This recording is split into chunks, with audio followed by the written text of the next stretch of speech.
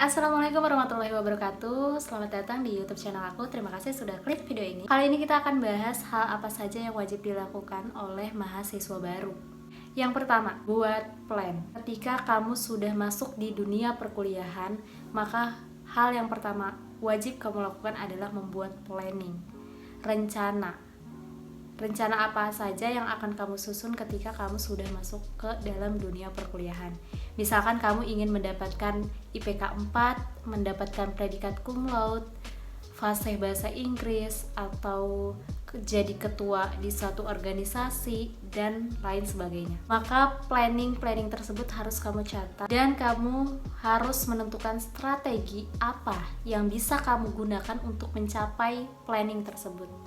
Misalkan ketika kamu ingin mencapai IPK 4, tentu kamu dari awal masuk harus sudah mulai mengatur bagaimana pola belajarmu di kampus, sehingga nanti nilai yang akan kamu dapat selalu A, dan itu membuat kamu bisa mendapatkan predikat cum laude.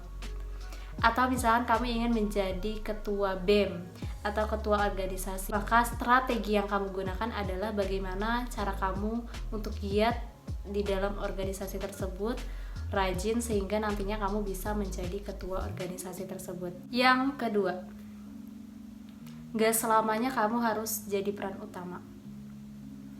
Terkadang di dalam kampus itu gak semuanya tuh tentang kamu gitu, gak semuanya tentang dirimu dan kamu harus yang jadi utama, yang pertama gitu. Orang-orang gak akan peduli tentang hal itu. Kalau kamu tetap bersifat seperti itu, maka yang ada nanti kamu dikucilkan atau dijauhi oleh teman-temanmu. Gak apa-apa kok sekali-kali kamu gak jadi peran utamanya. Coba kamu bayangkan di satu lingkaran, kalau kamu duduk di tengah-tengah terus, maka kamu gak akan bisa tuh lihat orang yang di belakangmu, gak akan bisa lihat secara sempurna orang yang di samping kiri dan kananmu.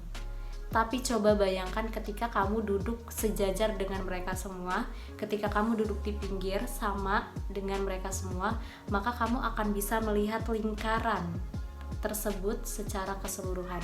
Itu yang dimaksud, gak melulu kamu harus jadi peran utamanya. Terkadang lebih baik kamu duduk di pinggir dan dapat melihat segalanya. Yang ketiga, ikut organisasi. Kenapa aku bilang wajib ikut organisasi? Karena organisasi ini juga merupakan satu hal yang penting ketika kalian masuk di dalam dunia perkuliahan. Dengan mengikuti organisasi, maka relasi pertemanan kalian, relasi kalian dengan orang luar itu akan jauh lebih banyak. Dengan seperti itu, relasi kalian di dalam kampus ataupun di luar kampus itu akan jauh lebih luas, beserta wawasan kalian tentunya juga akan jauh lebih luas dibandingkan mahasiswa yang hanya pulang pergi atau mahasiswa yang tidak berkecimpung di dalam organisasi. Alasan kedua kenapa kalian harus mengikuti organisasi, karena di dalam organisasi sendiri kalian diatur bagaimana caranya memanage keuangan, memanajemen waktu, acara, dan juga masalah atau konflik. Alasan ketiga, nanti ketika kalian masuk di dunia pekerjaan, maka kalian tidak akan terkejut lagi karena di dalam organisasi kalian sudah belajar manajemen dan caranya bertanggung jawab. Alasan keempat, kenapa kalian harus mengikuti organisasi juga karena organisasi bisa membantu kalian untuk melatih public speaking. Bagaimana nanti kalian berargumentasi, mengeluarkan pendapat kalian, mengeluarkan pandangan kalian di dalam satu forum kecil ataupun forum besar. Yang keempat, selain mengikuti organisasi, kalian juga wajib mengikuti banyak perlombaan. Kenapa?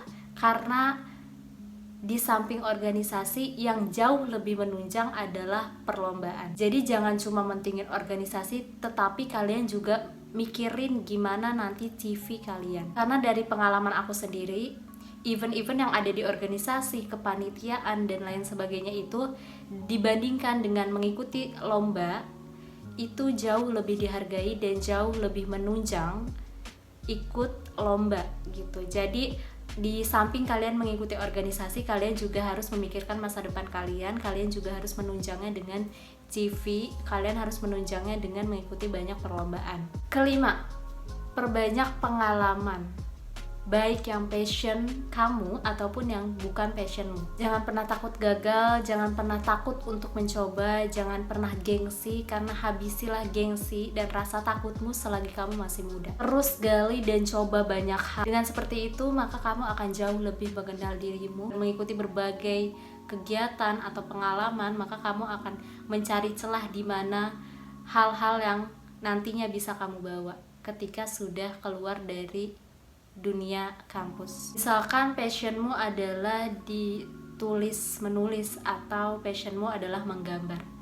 Apa salahnya sih kamu ikut lomba MC? Apa salahnya sih kamu ikut pelatihan public speaking untuk menambah wawasanmu sendiri? Dan masih banyak hal-hal yang bisa kamu coba di dalam kampus nantinya. Dan jangan pernah lewatkan kesempatan tersebut jika itu ada di hadapanmu. Yang keenam yang wajib kamu lakukan adalah jangan pernah cari masalah sama teman. Kenapa? Karena nanti kamu akan sulit mendapatkan teman ketika nanti kamu dipasangkan satu tugas untuk berkelompok. Atau nanti kamu sulit untuk bertanya bila nanti kamu bingung mata kuliah yang sedang kamu jalani. Apalagi jangan pernah cari masalah sama dosen. Kenapa? Karena dosen itu nggak segan-segan buat ngasih kamu nilai B, C, atau bahkan nggak lulus langsung. Jadi jangan pernah macam-macam, jangan pernah punya masalah sama dosen, karena bisa jadi kamu langsung di blacklist dari daftar namanya, langsung gak lulus gitu. Jadi jangan pernah macam-macam, sama dosen aja gak boleh, apalagi sama kaprodi atau jajaran kampus lainnya. Karena di dunia perkuliahan mereka tuh gak peduli kamu siapa, yang mereka tahu adalah kamu mahasiswa yang sedang belajar, yang sedang butuh nilai dari mereka. Jadi jangan pernah macam-macam, karena di sini yang butuh adalah kamu, bukan mereka. Yang ketujuh, hilangkan kebiasaan burukmu selama kamu SMA. Misalkan yang biasanya kamu malas belajar, coba deh di dunia perkuliahan ini jangan malas belajar lagi. Kenapa? Karena nantinya kamu akan ketinggalan sendiri. Siap-siap kamu akan ketinggalan banyak hal yang teman-teman kamu tuh udah tahu, kamu belum gitu. Jangan suka bolos juga. Yang biasanya mungkin di SMA kamu sering bolos, mungkin di dunia perkuliahan ini kamu bisa merubah itu semua gitu. Jadi kalau misalkan kamu sering bolos, terus juga kamu malas-malasan belajar, itu yang rugi adalah dirimu sendiri. Teman-teman kamu gak peduli, dosen gak peduli. Jadi yang rugi adalah dirimu sendiri, karena kamu akan siap ketinggalan banyak hal jauh dibandingkan teman-temanmu. Terakhir, yang paling penting adalah kalian fokus belajar, fokus kuliah. Jadi kalau misalkan direntetin ya, hal utama yang harus kalian lakukan adalah fokus kuliah, kemudian ikuti banyak perlombaan, baru kalian berorganisasi. Jadi yang harus kalian utamakan dari segala hal adalah kuliah. Bagaimana kalian bisa lulus tepat waktu, bagaimana kalian bisa terus mengerjakan tugas, atur strategi bagaimana kalian setiap harinya menyicil tugas kalian. Karena di perkuliahan sendiri tugas tuh numpuk sekali gitu. Jadi kalau kalian gak bisa atur waktu, kalian gak bisa manajemen waktu kalian, itu kalian akan kesusahan sendiri nantinya ketika pengumpulan tugas. Ya jadi walaupun kalian ikut organisasi, ikut banyak lomba, ikut banyak event, tapi ingat yang paling penting adalah kuliah. Baru nomor 2, nomor 3 sekiannya terserah kalian. Yang penting nomor satunya adalah kuliah, belajar yang bener.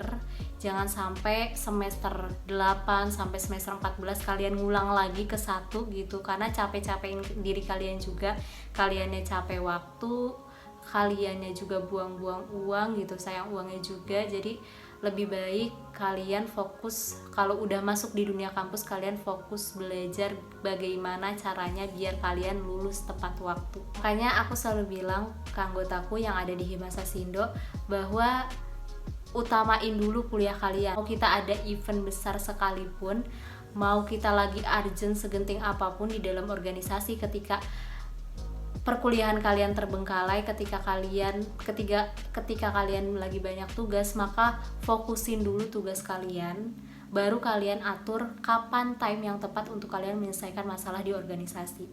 Jadi kalian harus punya strategi waktu, manajemen waktu yang baik, bagaimana kalian menomorsatukan kuliah, baru setelahnya organisasi. Jadi keduanya tidak akan terbengkalai. Oke guys, sekian dulu video kita hari ini. Semoga bermanfaat. Sampai jumpa di video-video selanjutnya. Dadah.